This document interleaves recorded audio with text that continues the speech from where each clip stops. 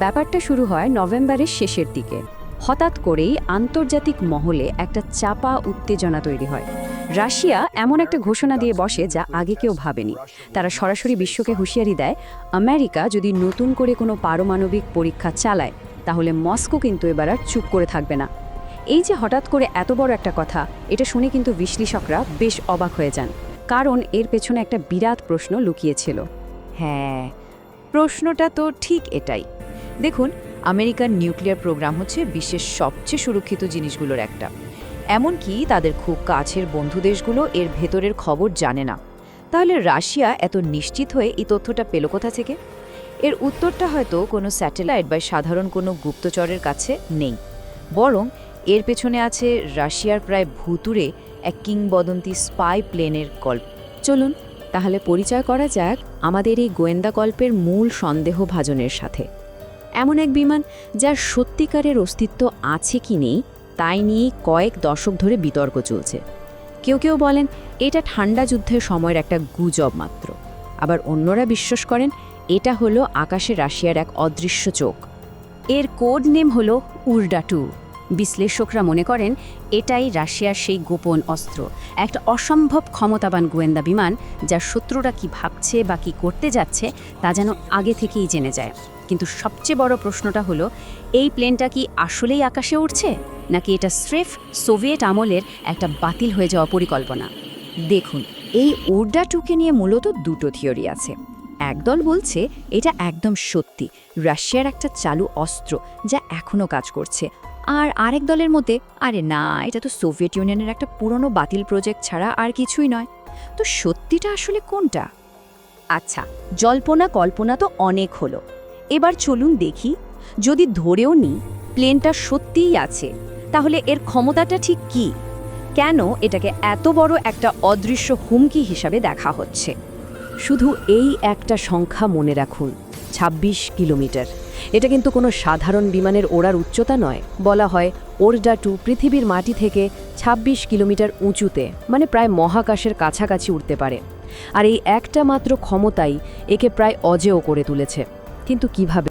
তো ২৬ কিলোমিটার উঁচুতে ওড়ার আসল সুবিধাটা কি?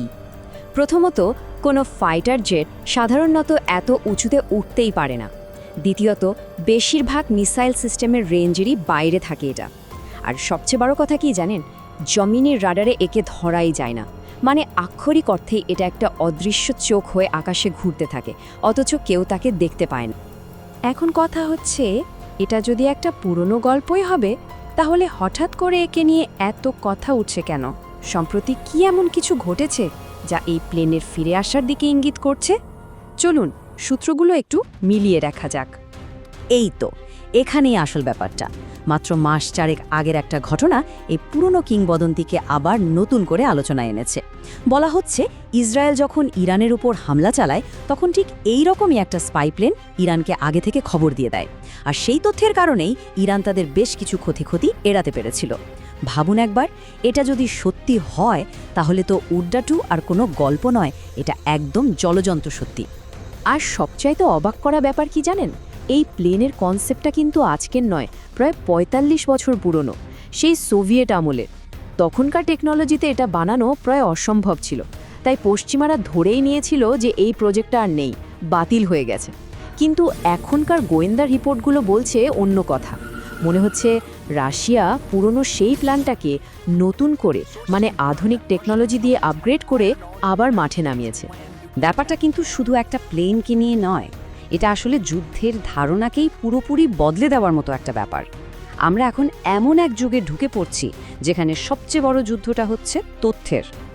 একদম, আজকের দিনে যুদ্ধ জেতার জন্য সবচেয়ে বড় অস্ত্র কিন্তু কোনো ট্যাঙ্ক বা মিসাইল নয়, সবচেয়ে বড় অস্ত্র হলো ইনফরমেশন বা তথ্য। যার কাছে প্রতিপক্ষের চেয়ে ১ সেকেন্ড আগেও সঠিক খবরটা পৌঁছাবে, খেলাটা আসলে তারই হাতে। এক মুহূর্তের জন্য ভাবুন তো, যদি উর্ডা-2 এর মতো কোনো প্রযুক্তি আসলেই থাকে তাহলে কি হবে? কোনো দেশের আর্মি বেসে কি হচ্ছে তা আর লুকানো যাবে না। কোনো দেশ গোপনে নতুন অস্ত্রে পরীক্ষা করলেই সেটা সাথে সাথে অন্যেরা জেনে যাবে। মানে সারপ্রাইজ অ্যাটাকের কোনো সুযোগই আর থাকবে না। যুদ্ধের পুরো নিয়মটাই পাল্টে যাবে।